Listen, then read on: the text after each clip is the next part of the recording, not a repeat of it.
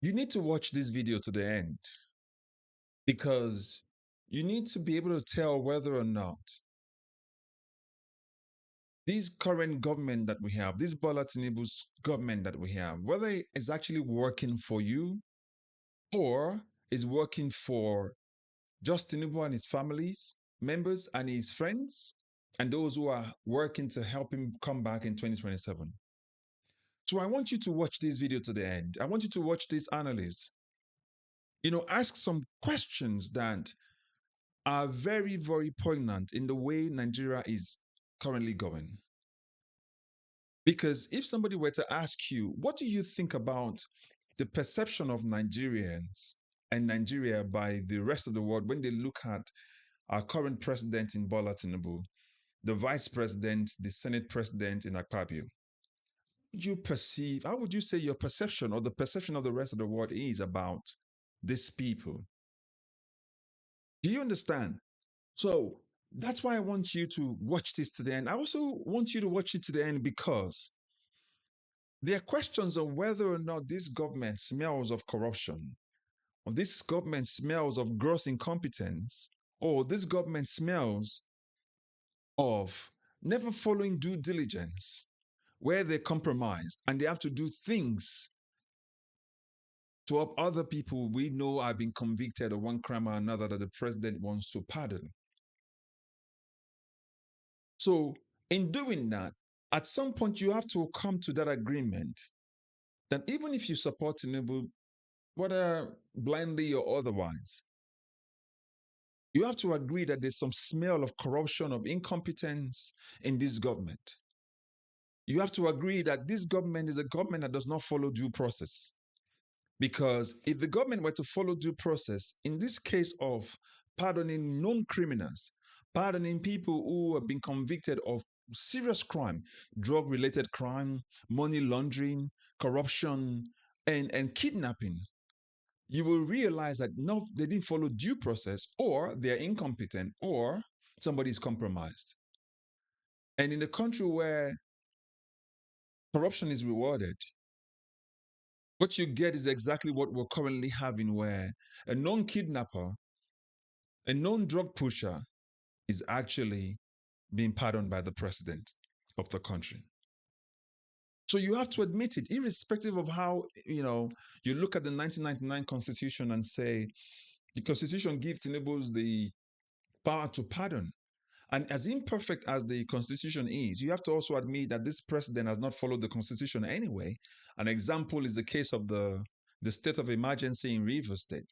Another example is the awarding of the Lagos to Calabar coastal road, because they weren't following the right processes.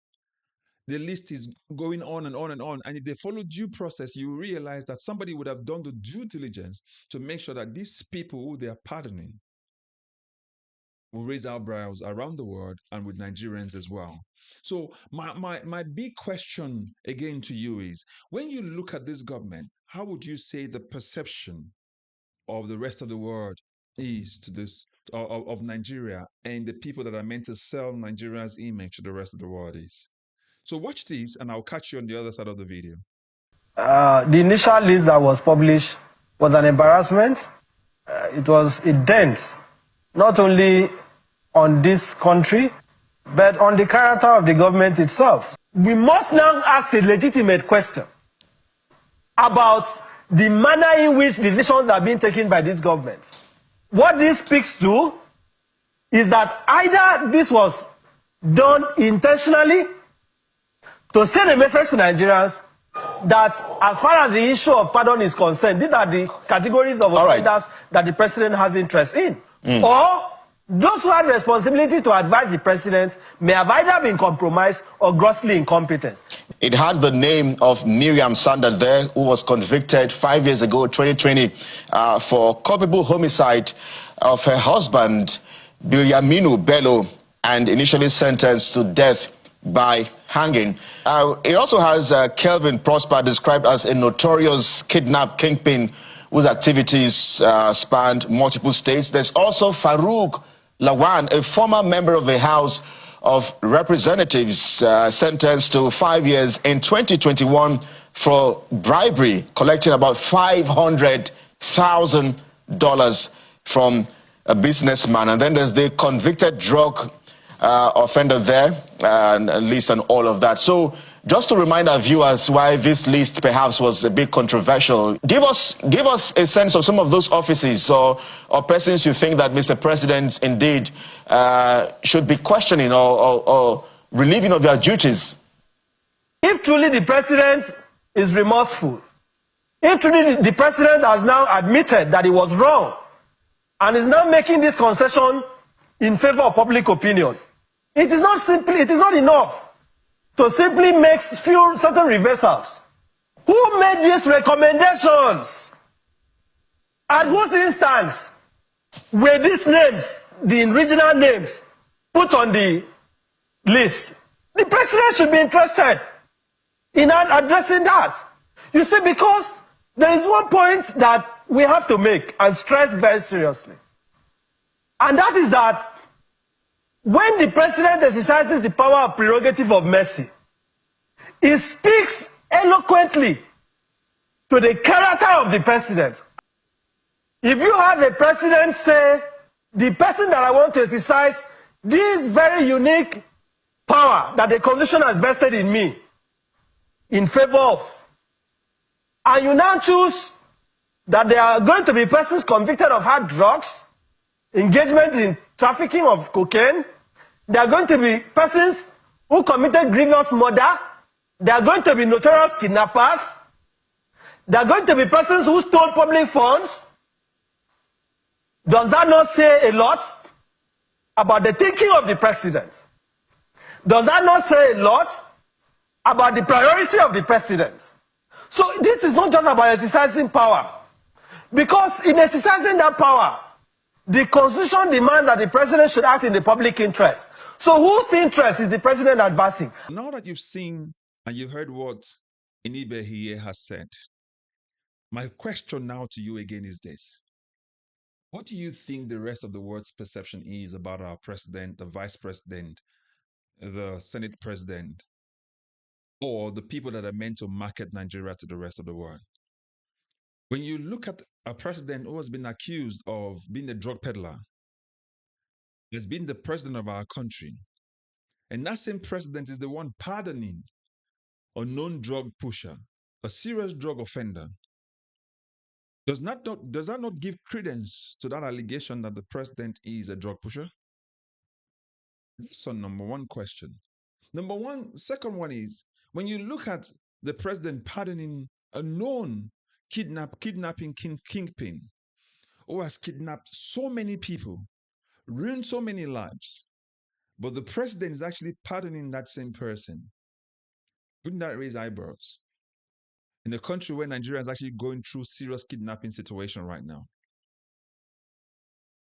Now that you've seen it, when you look at a former lawmaker who was accused, and not just him, remember Ganduje also was caught on red-handed collecting bribe, but isn't supposed to be in jail for another 5 years or for 5 years, and the president pardons him.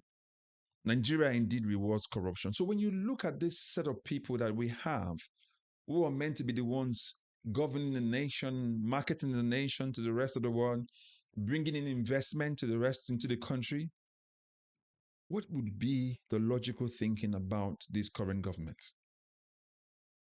I said it before, and I asked this question. Is the government not rife with corruption, compromise, incompetence?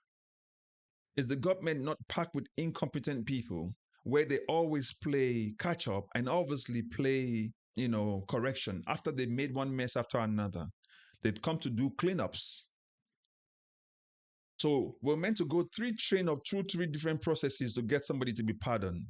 In all three of those processes, they missed it. And they have to now do a second take to go and review who they're pardoning because of public outcry.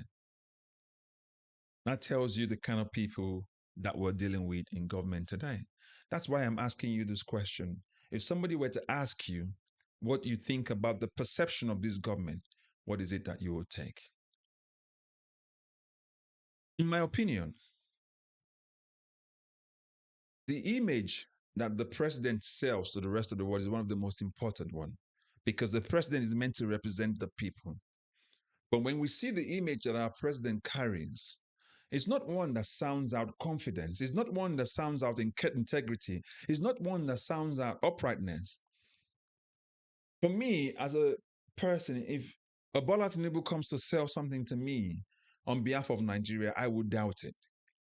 Because I look at the person in question. Because in eBay asks the question, is somebody not compromised?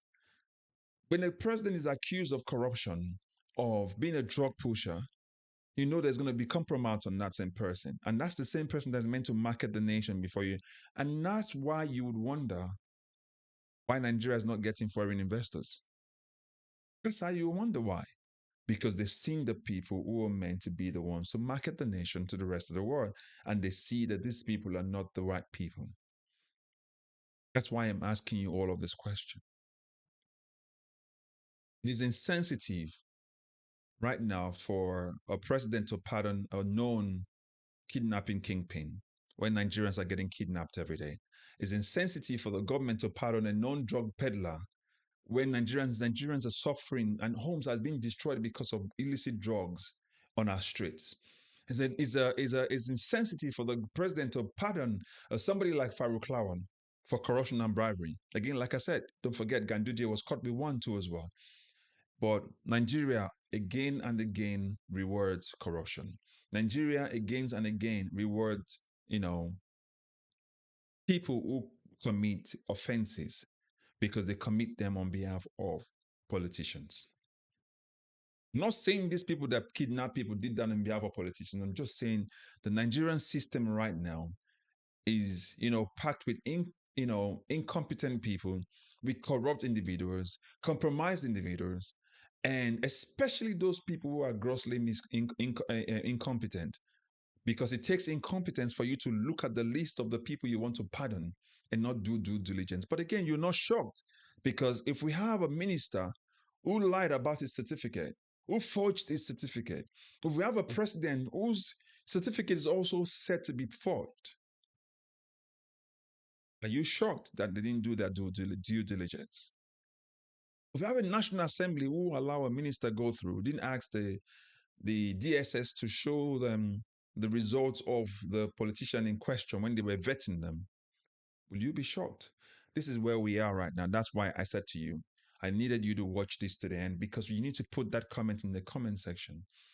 We're questioning all these people that we have in government. It's up to you and I to make sure that we do the right thing, because you know what? These guys are going to be the same people to continue to govern us, and they'll continue to run the country aground while they themselves and their family members will be abroad. Just like Tinubu flies to France all the time to get medical health check. The same way Buhari before him did, before he died in England. The same way the others are doing as well after they destroyed our system. So again, put your comment in the comment section. Let us know what you think, whether or not you agree with all this analysis. But again, what is your perception? And what do you think about the perception of Nigeria rather, by the rest of the world when they look at our president, our vice president, the Senate president? Are we in the wrong hands? Are we in jeopardy? What do you think happens after 2027? Don't forget to like, share, subscribe, put your comments in the comment section, hit the notification icon so that you get notified when new contents are released, and also recommend this channel to others. I'll catch you in the next video. God bless you. Bye-bye for now.